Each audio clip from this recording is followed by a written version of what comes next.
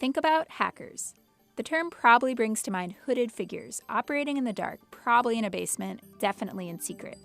They're exploiting vulnerabilities, stealing our money or our personal information, and costing companies millions. In fact, cybercrime costs the world an estimated $600 billion per year. But the past decade has seen a rise in a new type of hacker called an ethical hacker, or a white hat hacker. These men and women want to use their hacking know-how for good, and a legal market for their skills has rapidly emerged. There's this creativity, there's this curiosity, and there's this kind of almost mischief in how you think. But then that's coupled with a strong moral framework and like ethical framework to actually use that for good. These hackers help companies protect themselves by finding vulnerabilities before the criminal hackers do. When an ethical hacker finds a bug, they disclose the security issue in exchange for cash or other rewards in what's known as a bug bounty program. So we're like a neighborhood watch. We come to your house, we look for ways to break in, and if we can break in, we tell you. We don't break in, we tell you how we could have done it. Companies like HackerOne, BugCrowd, and Synack have sprung up to connect freelance hackers with corporations that offer bug bounty programs.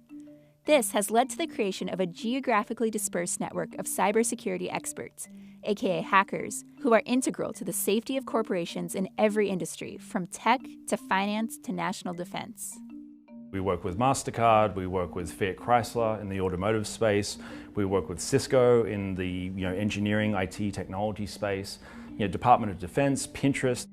These days, hackers can make a lot of money identifying security flaws for companies like these. The payout for finding a single, highly critical vulnerability can be tens of thousands of dollars, and some companies have paid out millions overall. I know Verizon Digital Media actually just passed $7 million in bounties paid.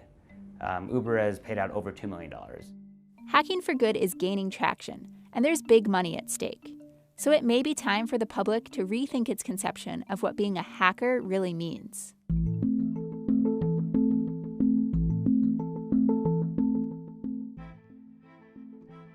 Ever since computers have existed, people have been trying to break into them. Back when these machines were clunky novelties found only in universities and large corporations, hackers were commonly seen as tinkerers, technology enthusiasts who liked exploring and altering existing computer programs. They made improvements that helped move the industry forward. But with the emergence of the personal computer in the 1980s, cybercrimes became much more common. From the comfort of their living rooms, self-taught programmers learned how to break into and manipulate important systems, pirate software, and spread viruses. I broke into mostly websites belonging to corporations, governments, military agencies, and just defaced them. I changed them. A lot of people went to jail. Like a lot of people got, nasty letters. A lot of people got knocks on the door. And that's really the history of hacking that actually precedes this season that we're in now. Ended up getting arrested several times by the federal government for that, and they sent me to prison for 27 months, 10 months, and 14 months, 3 separate occasions. Ellis began hacking in the 1990s and DeVos in the early 2000s.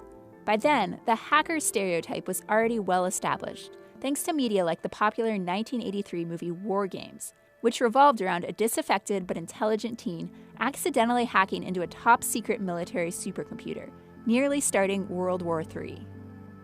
Even though the young protagonist wasn't malicious, the idea that computer whizzes could gain access to systems like this terrified the public. After Ronald Reagan watched the film, he proposed a number of anti-hacking bills, resulting in the Computer Fraud and Abuse Act, which prohibits anyone from intentionally accessing a computer without authorization. And it hasn't really been changed since. So it is legal in the sense that if there is authorization, then at that point they have safe harbor, but outside of that it is basically illegal. Because the law doesn't really define what authorization means, it isn't exactly clear how it relates to our new reality, where cybersecurity is increasingly outsourced. Security used to be something you fix internally. It's very secretive, it's not transparent, it's not open. And we're seeing a shift towards security becoming more and more collaborative and enlisting outside help. For a company, enlisting this outside help often means starting a bug bounty program, in which corporations pay hackers who report bugs or vulnerabilities in their software. What's believed to be the first of these programs came about in 1983, when a Silicon Valley startup called Hunter & Ready offered a free Volkswagen Beetle to anyone who identified a bug in its operating system. Over a decade later, in 1995, Netscape began offering more straightforward financial incentives for finding flaws in its popular browser, Netscape Navigator. The idea took a while to catch on, but by the mid-2000s, security companies iDefense and Tipping Point, as well as the Mozilla Foundation, offered similar programs.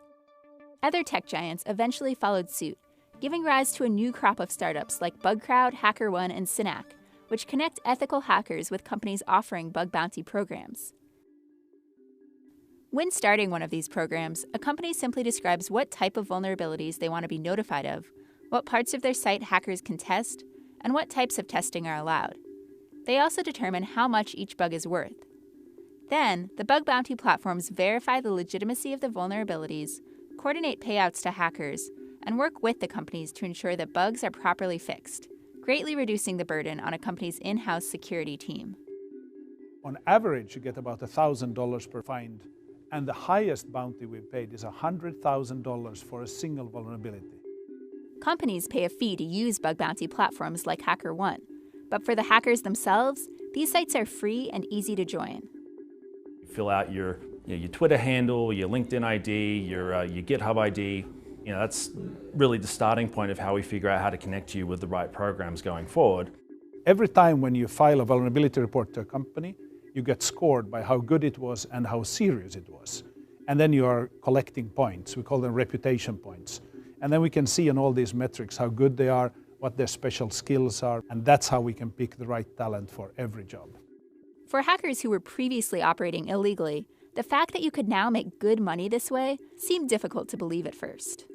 I was introduced to bug bounties in 2014, but I didn't actually participate because it still seemed like it was too good to be true. Because if I get in trouble for hacking illegally again, it's life in prison. And I wasn't willing to take that risk on something that was so new. Eventually, though, hackers like DeVos realized these platforms were for real, and their networks have been growing rapidly worldwide. We have 500,000 hackers in our network. Half of them are 24 years or younger. Some of them are as young as 15 or 16. They can be all over the world. They have endless curiosity. They like to outsmart systems, and they figure out how to break in before the criminals can do that. Today, over 1,400 organizations use HackerOne, and over 1,200 use BugCrowd. Even though many of these organizations have their own internal security teams, the complexity of software these days pretty much guarantees they'll still have some weak spots. I don't think there's ever been a company that's come onto the platform that has had just zero vulnerabilities in it, no matter how mature it is. There's always something because humans make mistakes. And in recent years, these mistakes have led to some high-profile disasters. Equifax paid a $700 million settlement to consumers for its 2017 data breach.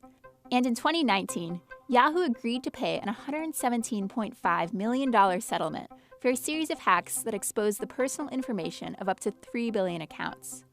If you have a data breach, the average cost to you is $7 million, and many have had breaches that have cost them $100 million or more. We help averting the breaches by fixing the vulnerabilities ahead of time, and the price you pay for that is a fraction of the cost of a breach. Research and advisory firm Gartner estimated that globally, cybersecurity spending would reach $124 billion in 2019.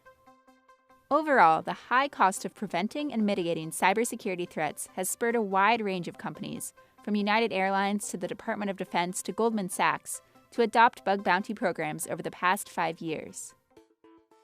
Probably the turning point in adoption for what we're doing was when the Department of Defense launched the Hack the Pentagon project, which we're now very much a part of. So there you have the world's largest organization with the most powerful weapons in the world, unlimited budgets, and they've concluded that to be truly secure, they need the help of hackers. And we've found already over 12,000 vulnerabilities for the Department of Defense. That's like the greatest part of it, is being able to hack like the US government and military and not worry that your door's going to get kicked in by a SWAT team anymore. Because that's happened 4 times to me. These days, rather than getting arrested, DeVos's hacking obsession has made him wealthier than he'd ever imagined. In total, he's netted well over $1 million over the course of his ethical hacking career. I'm at $840,000 just on HackerOne for 2019. If you add in the other platforms, then I'm a little over $900,000 for the year.